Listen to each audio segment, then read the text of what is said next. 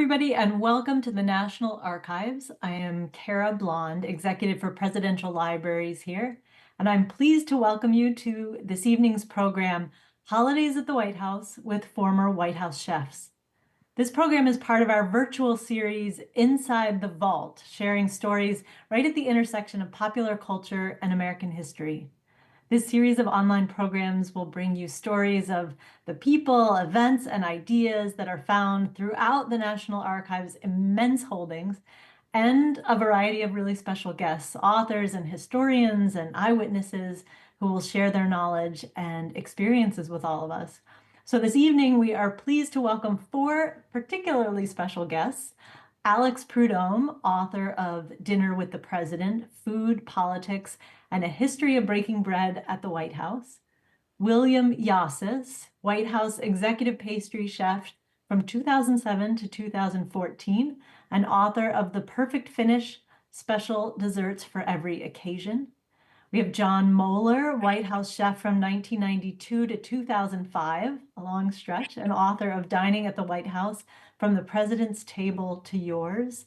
And finally, Capricia Penovic Marshall, Chief of Protocol from 2009 to 2013, and author of Protocol, The Power of Diplomacy and How to Make It Work for You. Thank you all for joining us, and now here are our speakers.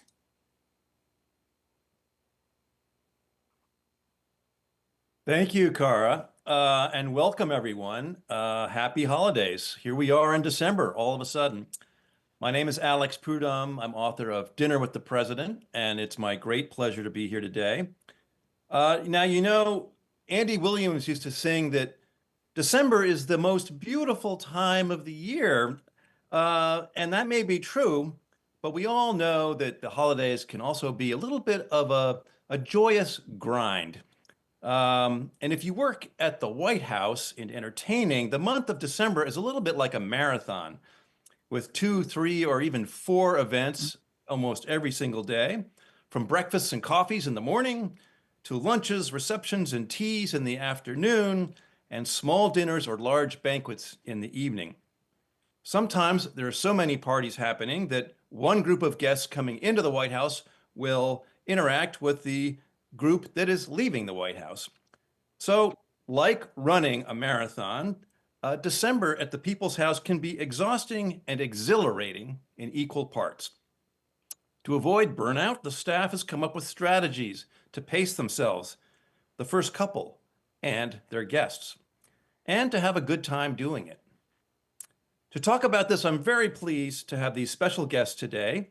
Capricia Marshall, who was social secretary for the Clintons and the chief of protocol for the Obamas. She's zooming in from Blair House, which is the president's guest house. We have Bill Yosses, who was the executive pastry chef for the George W. Bushes and the Obamas. He is joining us from Bhutan. And then we have John Moeller, a White House chef and then executive chef for the George H.W. Bushes, the Clintons, and the George W. Bushes, and he's in Lancaster, Pennsylvania. So welcome to you all. And I will ask each of you guys a question or two, and we'll hear your thoughts about what it's like to work at the White House in the month of December. And then we'll get into a general conversation. And at the very end, if the audience has some questions, we'll take some of those. So Capricia, let's start with you. As the social secretary and protocol chief, you are in charge of what restaurants call the front of the house. That means the rooms, the hallways, the flowers, the trees, the decorations, the menus, and millions of other details that the public sees in the White House. And of course, everyone of all ages is excited at the holidays. And when everything goes right, those details can set the stage for the experience and the outcomes that the administration wants. If it goes wrong, it can be jarring and might even affect the administration. So the holidays are a time of heightened emotion, and I'm curious to know, how do you set the tone for the month of December? Is it up to you? Is it up to the staff?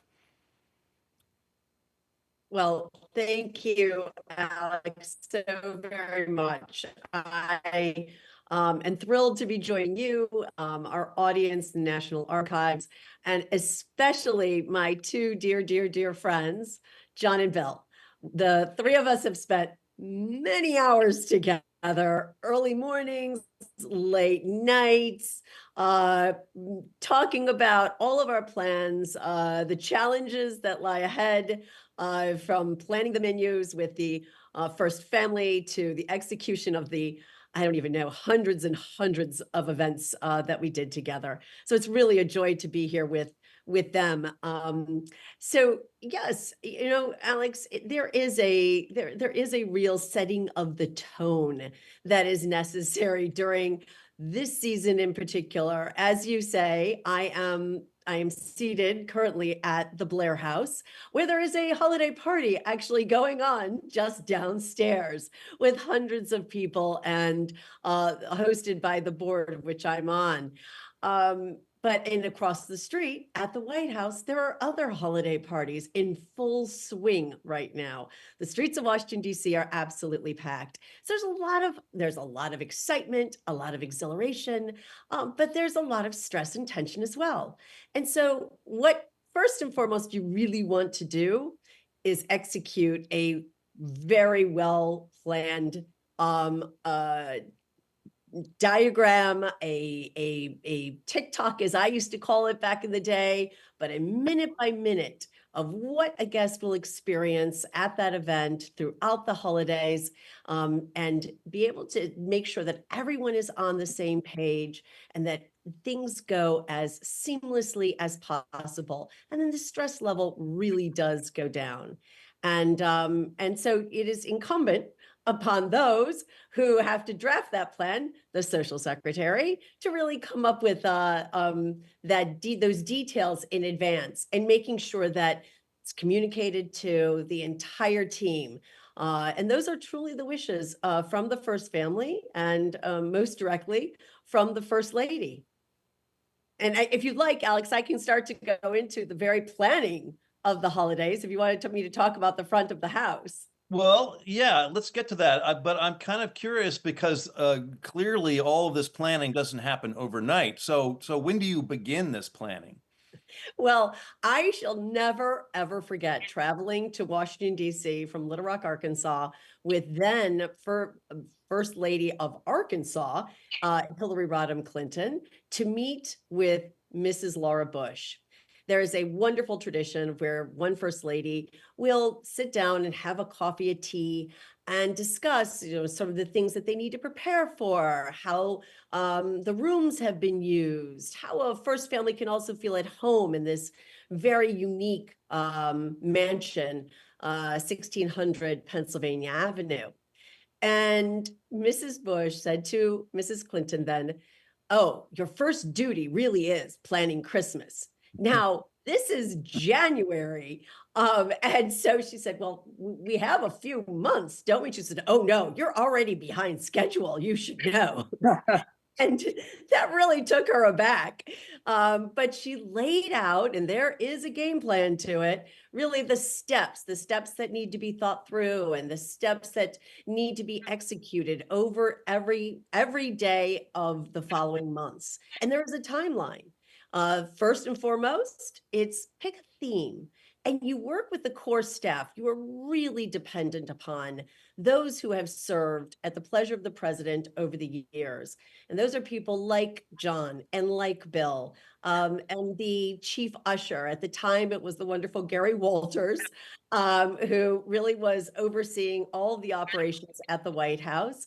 The curators, they are those archivists of the history of the White House, and they sit just below the stairs on the ground level, and they have so many books, and they have so many files and knowledge about what has transpired before. The chief florist, at the time it was the wonderful, wonderful Nancy Clark. And you bring all of those people together and you really start to give it a good think with her team and the social office and the social secretary about what do we really want to convey this holiday season to the American people. keeping in mind, this is So not. what are some of the themes that you Oh, sure. Winter Wonderland was actually one of my favorites. Hmm. The entire house was basically covered in twinkly lights. Mrs. Clinton loved twinkly lights, and lots of snow everywhere. We also had gifts to children, and that was really lovely too. And the theme then allows you to think about, how am I going to reach out to artisans who will then send ornaments to decorate the tree? What will the decor look like on the various trees? And there are so many. Over 20 trees are in the White House, depending upon the theme and depending upon the administration at one time. So a lot to decorate, a lot to think about. And then you also work that into the events. What does the invitation look like? And then also, what does the Christmas card look like? And you have to select an artist very early on. If you're thinking about an artist, some people like to use a photograph. They will photograph, like you have up on the screen right now, the front of the White House, and they send that out. Or they might take a photograph of their pets, or they might take a photograph of the first family.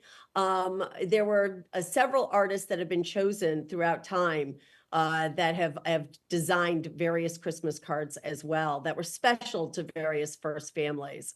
So all of that is reflective from the theme, and it can then echo right on into the food. What selections? How are we going to serve the people that come to the White House? Will this be a buffet? Will there be seated? Will there be special events for children? And there usually are wonderful children events. A reading of "'Twas the Night Before Christmas" is a tradition, and all of these children gather in the East Room, and the First Lady and the President pull out this enormous book and read this classic tale to all of these children to their delight. So you're serving a lot of purposes. You're thinking through, how can we here at the White House, the people's house, really bring this holiday season to life and make everyone who comes, from those who are part of the administration, those who are serving policy and legislative efforts, those from the international community, the diplomatic community, to those who are coming with their families, and of course, the children. Great, thank you for that. So you're really transforming the president's house. One thing that's important for people to know is that the White House plays many roles. It looms large in the public imagination because not only is it a symbol of the republic, as Jackie Kennedy put it, but it is also the nerve center of the nation. It is a busy office, and it is an actual functioning home. And like many of us at the holidays, we transform our homes into something that they aren't during the regular course of the day during the year. And then, of course, at the end of December, you have to untransform it, which we'll get to eventually. But it's great that you mentioned all that, because it's so much work, and I can understand why you'd begin planning in January. I also think it's important to point out that there are quite a few volunteers, members of the public, who spend countless hours hanging up ornaments or hanging wreaths, whatever it is. Maybe helping with those 11 trees. Alex, there actually is a woman that they call the bowologist, and she specializes in creating those beautiful bows. Wow. Okay. I want to. There's one right there. Bill, let's turn to you. Like Capricia, you began prepping way ahead of time in the pastry kitchen, making something like 20,000 cookies. And there you are with Mrs. Bush and Christetta Comerford, who was the executive chef until recently.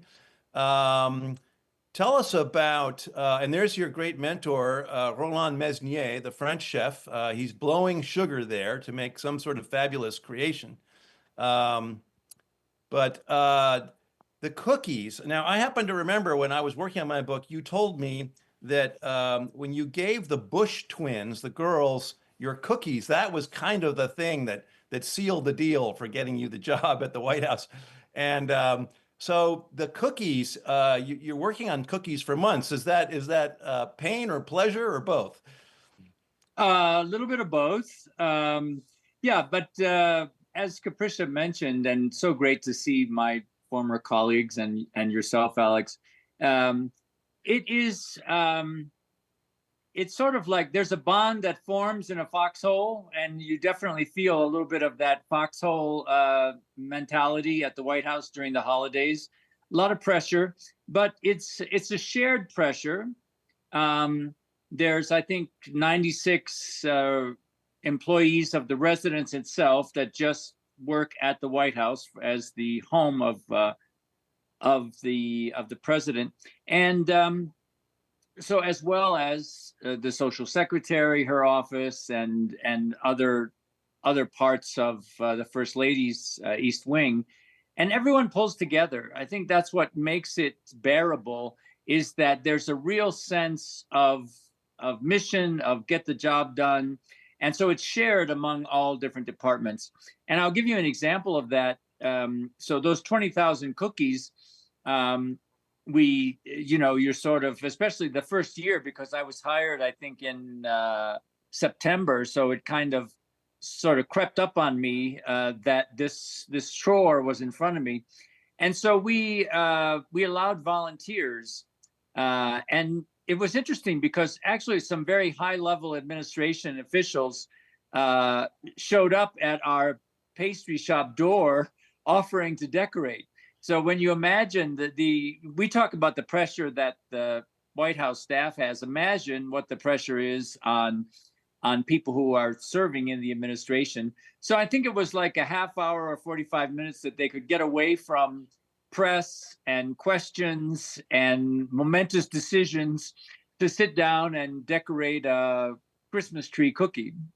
A little sugar therapy, maybe, right? Yeah, that's it. I love it.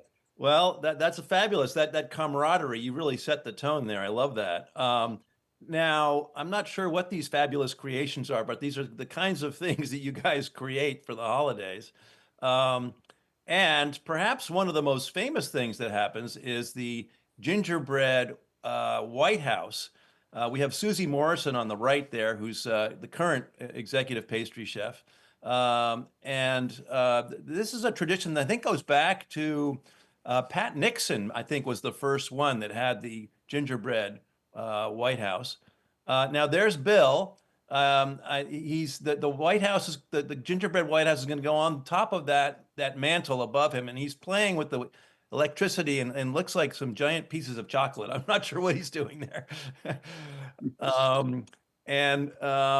And here he is. This is, I guess, the unveiling. Does that ring a bell, Bill? Do you remember that moment? Oh, it's a big day. Yeah, because there's the pieces that go into the gingerbread house are very delicate. They're made out of sugar or marzipan or chocolate.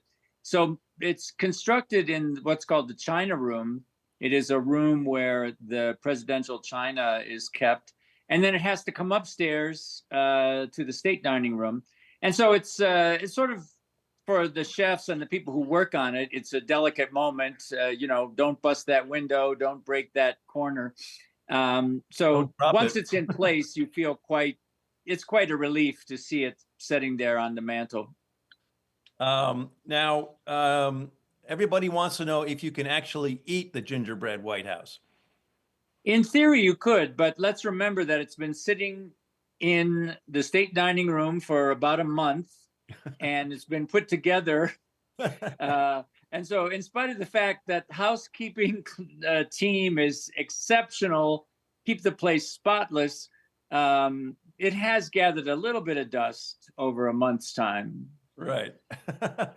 Now, just looking at the detail here, this must be the Obama White House. That looks like Bo the dog on the left there. And it looks like you've done a little interior decorating here. You got into it, huh? Yeah. So, well, actually, Bo is the only being I know that ever tasted the house, because he took a chunk out of one corner one year. But yeah, so we decided to do a dollhouse style interiors, and we made little furniture out of all those pastry ingredients. And it became a labor of love. It was really fun to see that come together. And yeah, as Capricia mentioned, and as John knows as well, there's this. It's a real excitement. I mean, in spite of the fact that there's pressure, I think the satisfaction of seeing these parties one after the other go off well, it's really a source of pride for everybody who works there. Excellent. Well, this is a fabulous example of the confectioner's art. Congratulations. Now, I mentioned Roland Mesnier, who was your boss at the time, and he told me about once when the Mrs. Clinton asked him to make a so-called treasured family recipe for the family Christmas one year, which was a Coca-Cola flavored jelly with black glacé cherries, which makes my teeth hurt just to say those words. Now, this was a highly skilled French chef, and this was a most unusual call to duty, but he bowed to the First Lady's wishes. Now, I don't think you were there at the time, but did you ever have any moments like that when you were asked to make a treasured family dish? There was one. It wasn't quite as really exotic as that what you just mentioned. It was President George W. Bush loved there was a 8-layer chocolate cake from a club in Houston that he really loved, and he asked for it for his birthday every year. It was similar to your Coca-Cola cherries there, in that there was enough sugar in it to set your teeth on edge. But as Roland was a great example of humility and grace under pressure, you did the best job you could with the family recipe that you had. Yeah, right. Okay, well put. Thank you for that. Now, John, you ran the White House kitchen, so you were sort of the captain of a very large ship that was steaming full speed ahead in the month of December. And I'm curious how you navigated through the holidays. Was it sort of like running a big hotel kitchen or a catering hall almost? I mean, it's this constant flow of people and mouths to feed. Well, you did have to dip back into your times of working in hotels. I mean, sometimes it felt like it's a hotel, sometimes it seemed like a country club, but at the end of the day, it still was a home. And you had to bring all those components together to execute everything that needed to be done on a day-to-day basis. Unfortunately, like Bill, they were able to set up some of the cookies and stamp them out and get them in the freezer, and then they would bake them off closer to the time that they needed them. It was a little tougher for us to put a lot of things in the freezer. But and also a problem is that he's already got the freezer full of his cookies that there's no room for us in the kitchen there, you know. So we kind of worked a little bit closer to the time of execution, and the receptions. What we got most of was cocktail receptions. Sometimes we'd have one flight of 500 a day, or sometimes two flights of 500. Going on twice a day throughout the month there. We probably averaged about 25,000 people would come through the White House in those mere 3 weeks or so between Thanksgiving and Christmas. And it was just getting enough food to come in. I mean, we don't accept deliveries, so it's not like a Cisco truck can pull up every day and unload a bunch of stuff. We had to go out and pick up everything that we needed to create everything that we had there. And so our storeroom was going out with a van, sometimes 2, 3, 4 times a day, bringing back goods to the kitchen, and for Bill and I to both use it in our needs there in the kitchen. Wow. Here you got a picture of in the old family dining room right next to the state dining room. And that room is a dining room and is used for small dinners from time to time. But during the month of December, it is sealed off. They roll the carpet up. They put tarp down and duct tape it so that they protect the floors. And they just have these tables in there, and we're just putting flights of food out. These are canopies that we're putting out literally in the thousands. And sometimes it's a little tough to get the ball rolling, but once you get into it all, you just kind of hit cruise control, and then you just start clicking off day after day through the month of December, and move your way towards the last reception of the Christmas season was actually for us as the resident staff. Bill, myself, and even Capricia would show up to all these to the last event there, and that's for us to kind of decompress, have that last moment with the president and first lady, get a picture with them, and enjoy a little cute time with all of us as resident staff who operate the house. In fact, there might be even a picture there with the Clintons, with the whole with the whole staff together at Christmas time. I think it might be in that role there somewhere. Okay. Mhm. Well, that's awesome. I mean, it does sound like a machine almost. But how do you keep the machine cranking out all those meals without people getting sick or injured? I mean, this picture back here of you with President Clinton and your knife there. It made me think you could do some damage with that. How do you avoid that if you're tired and you're stressed and you're under pressure? It's called adrenaline. You live off that stuff there, you know. And Yeah. that picture there with President Clinton was the first Christmas that they were there in the White House, and Ah, we had the little buffet set up. That's the state dining room. The gingerbread house is in the back there, and we were there was we had ham and turkey that day, and I was the only one on the buffet, taking care of the president, first lady. If you were able to turn that photo around a little bit, you could see that Coca-Cola Jello with Bing cherries down on the table there too. Actually, I had the honor of making that once or twice. It was oh an boy. old family recipe there for Well, that I time guess there. this is before he became a vegetarian. Yes, yeah. Well, the Um, first couple of years they were, they were eating a balanced meal of everything, you know. Although most of the time I felt like I was a dietitian because when they eat by themselves, they were all very health conscious on what they consumed on a day-to-day basis because they are exposed to state dinners or traveling around, the country or the world, and they have these holding rooms with just mountains of food everywhere. So it's very easy to kind of consume a lot of calories when they're out and about or just having a dinner at the White House. So when they ate by themselves on the second floor and we served them there, they were all very health conscious on what they consumed on a day-to-day basis.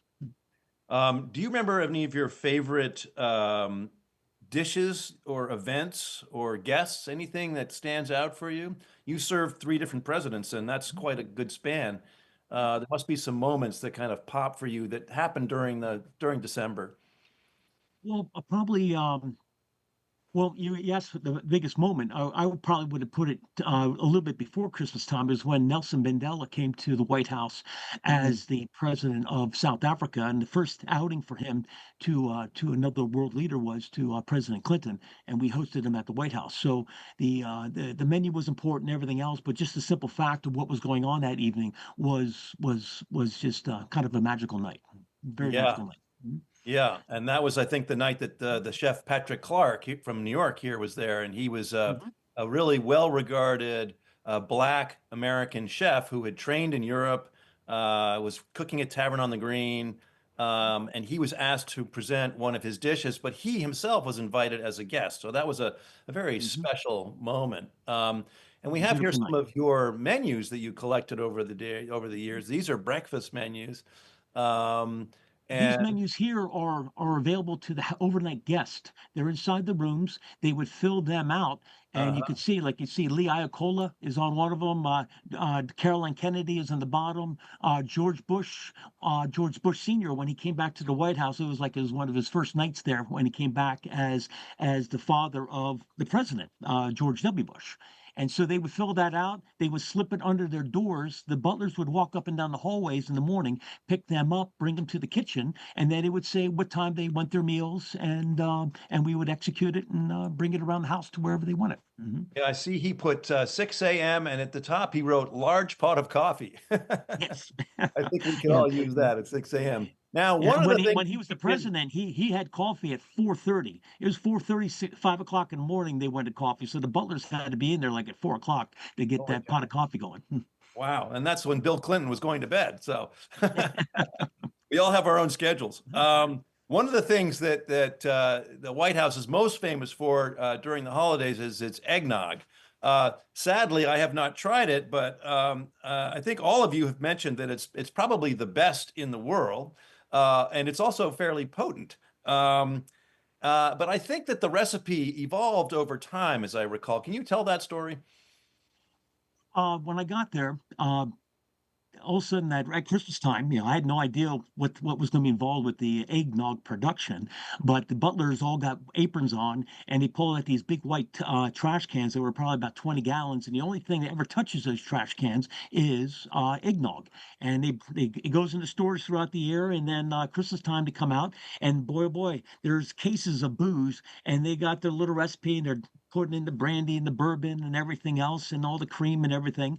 And the butler pulled out this jar and he dumped it into it, and it was from last year. So they said that every year they would save one container of a couple of cups, like let's say about a quart of the eggnog from that season. It would sit in the fridge all season long, all year long, and then they would take it out and dump it in. So in essence, you had eggnog in there, probably going back to well, Roosevelt, or I'm not sure if they saved it during Prohibition or not, but they had it for many years there.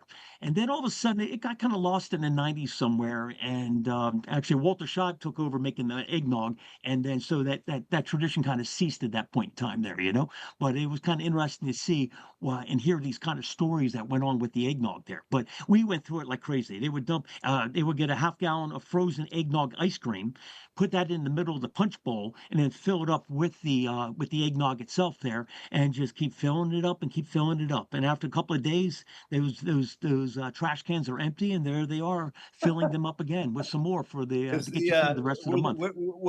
Was there a specific recipe with proportions, or people just dumping booze The in butlers there? had the recipe. Yeah, they had their recipe and how many It was a how many specific, bottles. right? Okay. Of everything there, Because it sounded like it was a little bit of a free for all at first, anyway. And then that's that sort of starter. I think of it as a pancake starter. You put it in your fridge and you keep it, and it may be superstition, but maybe it actually hands the flavor down. I would think. Well, I love that story. Capricia, I want to go back to you for a second because at these White House parties, the poor first couple have to endure this ordeal of handshakes and smiles and photographs by the thousands. Can you just sort of tell us about what that's like? Sure. So, this is an opportunity for the first family, the first couple, really to invite their friends in, to also invite in and say thank you to people who have been incredibly kind to them throughout the time, their colleagues, White House staff, even the press corps that I'm not sure most presidents really love, but they bring them on in and say, thank you for your service.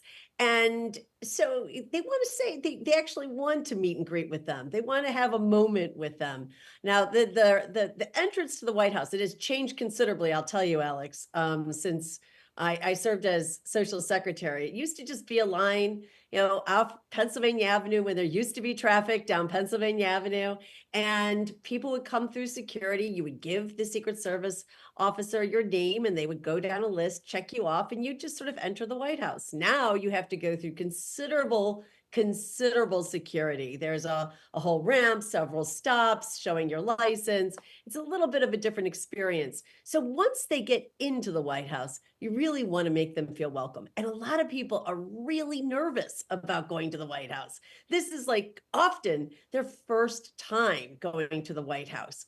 And so you have greeting, you have these wonderful social aides who are there to greet you and first, welcome you, and then, give you a little bit of direction, show you what the decorations are, explain those to you, perhaps take your picture in front of a Christmas tree or in front of something special there. You walk past the theater, the family theater, you hand off your coat, and now you're entering into the party and onto the ground floor.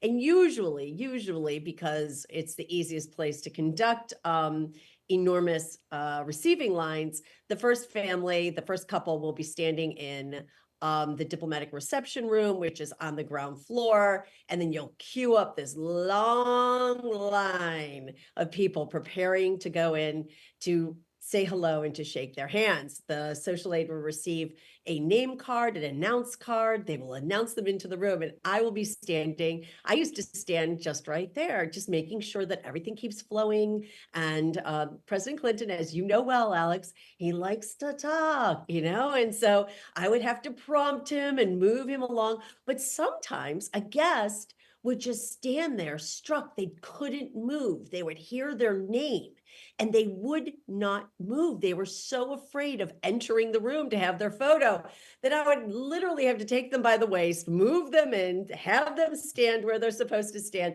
But President and Mrs. Clinton, I mean, they're just so lovely. They would start chatting them up, making them feel very, very comfortable, welcome. The photo, I loved looking at these photos afterwards because we would distribute them, where people were just kind of with these shocked looks on their face, and we would have to send those off. But it's a wonderful opportunity for our guests to come through and to be greeted and treated and thanked during this really special holiday season by the President of the United States. That's and the great. First Lady. That's great. I mean, that's what the eggnog is for, right? You got to put people at ease and help them slide through the line. And You got to apply it first, right? yeah. And Bill and John, did you guys come out of the kitchen at that point? Were you part of the meet and greet or no? We were pretty busy in the back there, so we're domestic help, so we were never really front and center, and we were perfectly fine with that. Yeah, Mhm.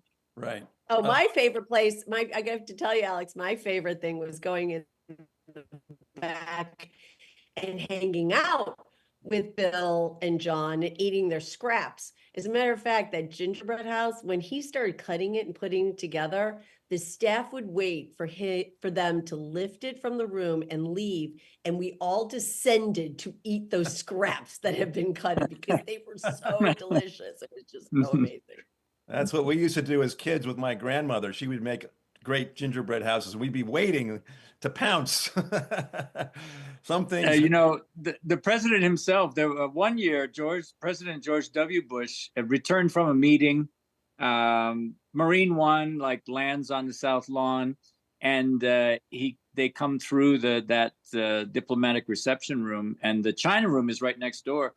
And this is typical of his it's nonplussed personality. And so he walked by, and then he kind of walked backwards, stepped into the room, grabbed a piece of that gingerbread and dipped it in the white chocolate, which was there, and snapped off a piece, never said a word. Just kept going. Just took the bite, nodded his head, and kept going on upstairs. That's a very high compliment, Bill. And I was complimented. Now it's hard enough to manage the first family, but managing the public. I mean, Capricia, you were starting to kind of talk about that a little bit. But with all of the security and the crowds and the special diets of the guests, you were an expert on manners, etiquette, and protocol. And these things turn out to be very important, especially at a crowded, crazy time like the holidays. So tell us a little bit about why those things matter. Well, they matter so very much because you want to set a respectful, welcoming tone. That is really the ultimate goal here. And so thinking through, how do you do that appropriately so that you greet everyone, no matter who they are, in the same fashion, and that you prepare this experience that gives everyone this just heartwarming moment and a memory that will last a lifetime. So you really think long and hard about the details, like we discussed earlier. But I'll tell you, it is astonishing, Alex, what people will do to receive an invitation to the White House. And us social secretaries, we gather a lot together. All of the formers, we get together and we share our war stories. And Bess Abel, who worked for President Johnson, she had some of the best stories, I will tell you. And one story that she told all of us, shared with us, and now we each just repeat it as if it was our own, was that during the holidays, there was the Johnsons were hosting a state dinner.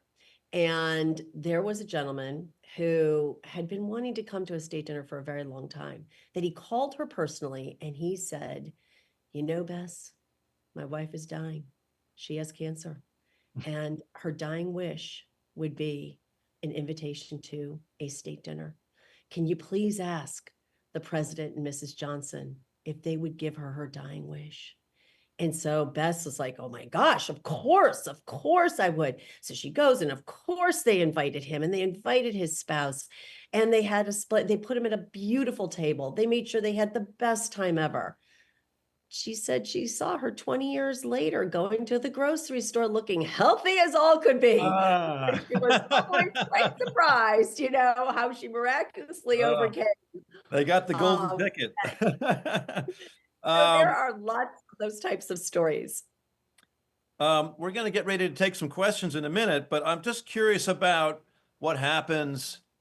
I mean, there's a huge rush of activities. So it's basically the first 3 weeks of December. Then that final week, you have your staff party, and the Clintons or the Bushes have their family Christmas. First of all, tell us about the staff party, then tell us about the family's Christmas, because I think that's something that people aren't really aware of, that they have their own family gathering there. Sure. Well, I'll jump in first. There is a whole preparation, as we discussed, of the ground floor. That is for public consumption. But then you go upstairs, just upstairs, because they do live above the shop. And there is the family Christmas. So their traditions come, whether it's from Texas or from Florida or from like Little Rock, Arkansas, with the Clintons. They bring along that Coca-Cola recipe, but they also bring their own personal decorations and how they want to celebrate and honor this time personally within the family. And they decorate their own tree. It was tradition for the Clintons to put up that tree Christmas Eve, and for Chelsea to put the topper on the tree every year, and then to have their family in and to have their very special family dinner.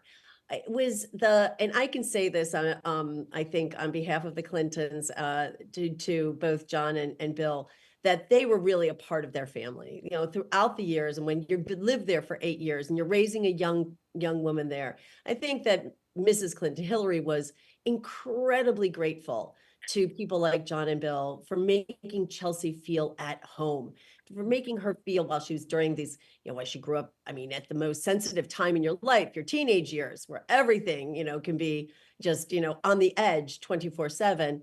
They really made it feel special for her. And so they wanted to return their gratitude to the staff. And that party was my favorite party, not only with all the staff there and you met their families and shared experiences. There's so much warmth, but everyone kind of let their hair down.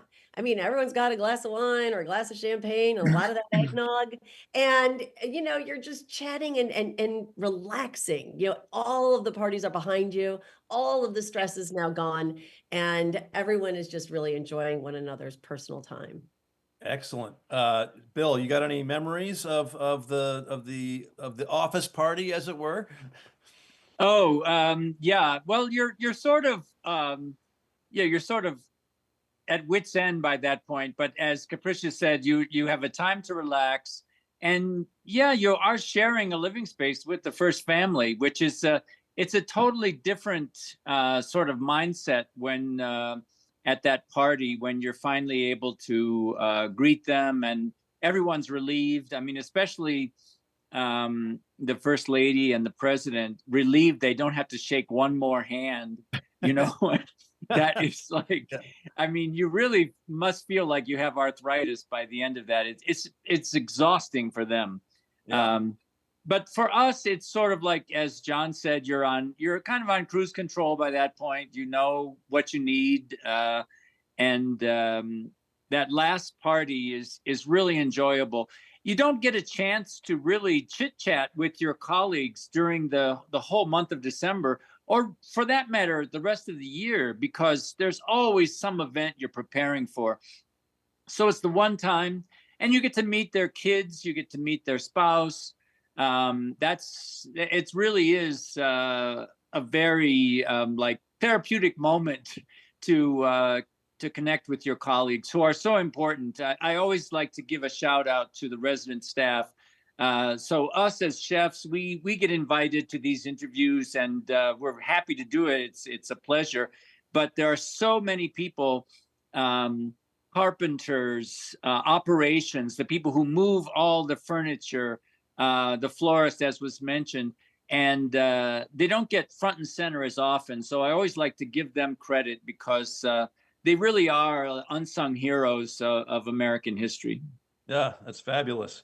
And then there's sort of the closing of the curtain. I guess the decorations and so on stay up until the last day of the year. And does the closing of the curtain then happen January 1st or January 2nd, or when does it all come to an end? Pretty much right at the last days of December here. By January 1st and New Year's Eve, it's pretty much over. It takes almost a week to set up all the rooms, get those trees up, sprinkle all the snow, and get the lights up and everything else. Take those chandeliers out of the blue room and put the tree right up to the ceiling. But it takes about 3-4 hours, and the place is empty. And it's so bizarre walking through that house the days after the Christmas season, because all of a sudden it seems empty and hollow, and you can almost hear an echo after having literally this winter wonderland. You can smell the pine throughout the house. It's a wonderful experience living and working through that part of the year there. And then just to see it all gone within just a couple of hours. They come in at 8 o'clock in the morning, and by lunch it's over with. The whole place is like almost back to normal. Wow. And Bill, what happens to the gingerbread house? Well, there was only one year where it got saved. I remember the Historical Association asked for it to be on display, but otherwise it is discreetly disposed of, as your aunt might have said. Right. It's sort of it quietly disappears into history. Right. Off the loading dock it goes, Yeah. Well, it's a great image that you guys have conjured up of the transformation of the White House into something else, to kind of a magical space for a month, and then the de-transformation that happens. I have to And say, can I add one thing to you of on course, yeah. with the staff party and everything? Well, the first year that I was there, my son was like a year and a half old. And then for those next 13 years, I had a photo, obviously with the president and first lady, and you just watched the children get larger and larger every year. And in 1995, another one showed up, so we had two now. But my sons really enjoyed having these cherished photos and seeing them from being held in your arms as just an infant and watch them grow up to be young men. And that's I always look back at those photos every year, and that was very special to myself. Sure. Well, it's huge, and you're part of history, and that's part of the thrill of working there, I would imagine. And then January 20th is Inauguration Day. The next president comes in, and you've kind of got to gear up. Oh, there's Santa with George W. So every administration has their own decorating style, their own menu, and there's that sort of trepidation when a new administration comes in. But you've also got to start thinking about the next December. As of January 2nd, you got to start thinking about it, as Capricia was saying. And I'm not sure you're rolling dough for cookies quite then, Bill, but you certainly are. You take a deep breath, and then you get ready for the next onslaught. Yeah, there's no time. There's no time to get bored, Alex. There's always the next dinner, which comes up pretty fast. There's always a lot of events in January as well.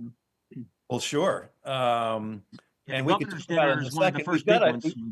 We've got a question from one of our viewers who asks, is it the same as in Buckingham Palace? Are staff clocks set 10 minutes early at the White House? No, It's they're not set, but there was a saying. I always talk about Bill Hamilton, who was the steward, a great guy, started working during the Eisenhower era, and was still there when I was there. And he would say, "On time is 15 minutes late." And I always remembered that. It's a really good motto to have. For sure. When I was writing about the state dinners that often happen at the White House, one of the things that was amusing is sometimes things go a little askew, a little wrong.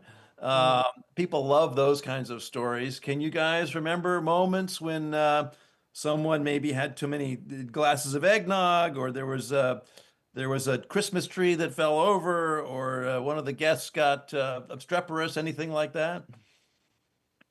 I'll make it quick. There was the lady in the green dress who was stealing the demitasse spoons. And I happened to just mention it casually. There was a Secret Service agent who must have reported it to President Obama. And at the end of his stump speech, he added a line looking right at the lady with the emerald green dress and said, "And please don't steal the silverware." I can only imagine how mortified she was to be singled out. It served her right.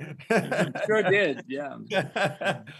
Well, John, you told me about the thing of people stealing items from the White House table at state dinners, and how the staff has developed a strategy where they'll be cleaning the plates and they'll count the silverware, and they'll notice a spoon is missing, and they'll say to the guest, "Well, it looks like something's missing. I'll take these plates back into the kitchen, and then we'll come back and we'll look together." At which point, the lady in the green dress whips the spoon out of her purse and throws it on the floor. And says, "Oh, look, there it is." Or she doesn't. She keeps it in her purse, and she holds on to it for a couple of weeks, and then she feels guilty, and she sends it back in an unmarked box. Or she doesn't. She holds on to it. So, I just thought that was very amusing. And the chief curator something, the plates that we needed for dinner or whatever. And after the talk in his office, in the curator's office, and I see this small little box. Bill, what's up? Hey, John, you'd be surprised, somebody will pinch a fork or a piece of silverware, go home, and then they feel guilty, and then they put it in it and mail it back to the things just kind of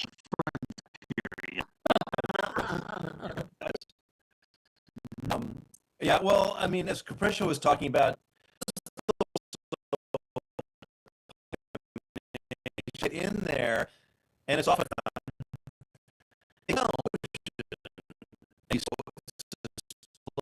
dinner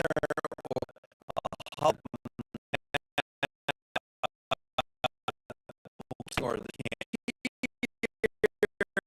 knocking out to usher through. Capriccio, do you have any stories?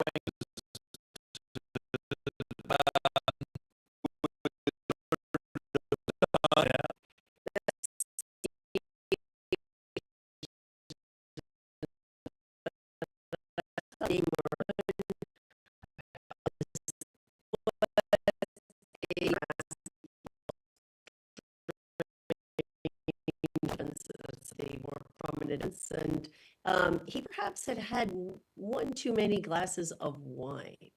And so we had the Yale Whiffenpoofs that were performing at the White House. And this leader, this head of state, decided that he wanted to join in. Now, one, he didn't speak English, so that was interesting. And two, of course, he had absolutely no idea what the words were to the songs that the Whiffenpoofs were singing. But nevertheless, he joined in and started to just sing along. He then went off to Blair House, and the story is told by Mrs. Valentiner, and you remember, John and Bill, Mrs. V. She was the manager of the Blair House. Was that he decided he ordered a pizza, and so he went out and collected a delivery pizza all on his own. It was very, very interesting. Wearing very few garments, as I recall. Yes, that's right. I wasn't going to go that far, Alex, but well, yes, I'm going to paint the full picture, And he had to be Uh, collected by his security. No, everyone thought that he was a homeless man standing outside eating his pizza in his specialty wear. Yeah. And his security came and collected him and said, "This is the president." Never a dull moment. Oh, We have no. another question from a viewer who wonders what happens to all the decorations from years past. Are they stored with other White House furnishings, or are they taken off site, or what happens? They're taken off site. There's a very large facility. And I was so excited to hear about this, that they are categorized, they are labeled, they have been numbered, so that they can be used again. And oftentimes, and administrations take great pride of saying, and we're using the sleigh from the Johnson administration, or here's the toy soldiers from the Reagan administration, or whatever it might be. And it's wonderful that those things that were accessed, developed, created during a certain administration can be part of a whole new theme, a whole new experience with a very different administration. And it is massive, this facility. It is so much fun to go out there and to sort of comb through some of these wonderful pieces of history, these treasured pieces of history. Oh, that's great. I think we'd all love to see that someday. Mm. We just have a few minutes left, but I'm curious about some of the other holidays that are celebrated at the White House. I mentioned inauguration is on the 20th, but St. Patrick's comes up quite quickly after that. I know that that Mamie Eisenhower went crazy on St. Patrick's Day, and it covered everything in green with shamrocks and green drinks and leprechauns and everything else.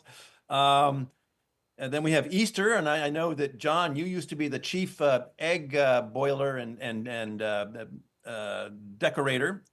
10,000 eggs we would color for, we start on Good Friday, and it was a 9-hour shift to do 10,000 eggs coloring. Holy cow. And Bill, you must have been kept busy at those times too. Yeah, there's a reception before the Easter egg roll, the day after Easter, and it's sort of like a mini Christmas. A lot of people are invited who have helped the administration, and people from all over. And so chocolate is, of course, the theme. It's a great time, and it's a chance to be creative again with different decorations. And the day itself, the Easter egg roll, is so much fun. Just hundreds of children out on the South Lawn, and each administration like orchestrates some special sort of entertainment for the children. But what I always loved was the kids ignore all of the organized fun, and they just want to roll down those hills. Well, They just love just like blame them. making their own fun. Well, as kids do and should. Alex, can I tell a story, a quick Please one do. about inauguration? You mentioned it a couple of times, and we're fast approaching another one in our history. There was I had been quite honored to be a part of both the ingoing of Clinton, the outgoing of Clinton, and the ingoing of President Obama. And there is this just wonderful, very special moment that happens between the standing president and then the president-elect. The first family invites the president-elect and his spouse and vice president and their spouse to the White House for a special coffee. And this was President Clinton and Mrs. Clinton had invited the Bushes. And I remember so fondly, Charlie Corrado, who was a wonderful pianist, was playing It Had to Be You, and President Clinton was twirling Hillary in the middle of the grand foyer as they were dancing. And then they were told, oh, the Bushes are at the front door. And so they were at the North Portico. They greeted them. They brought them in. We had a wonderful moment with them in the Blue Room, and it's, lots of niceties back and forth. And then it's time for everyone to leave. So all of everyone is now being escorted out, and there stands President Clinton and President Bush. And President Clinton, when they were putting on their overcoats, he took President Bush by the shoulders. He straightened his coat, and he looked at him and he said, let's go do this. And President Bush looked at him and he said, don't worry, I've got this. And it was just a beautiful moment in our nation's history. I That's wanted to great. share that. Well, we have to leave it there. Thank you all very much. Bon appetit, as Julia would say, and happy holidays. Thanks for joining us. I hope to see all of you soon. Safe travels, Bill. Capricia, go back to your party, have some fun. John, sounds like you've got a full house at the restaurant, so carry on. And from Brooklyn, New York, I say good night and happy holidays, and thanks a lot. Ciao. Ciao. Happy holidays, everyone. Happy holidays. Happy holidays. Bye-bye.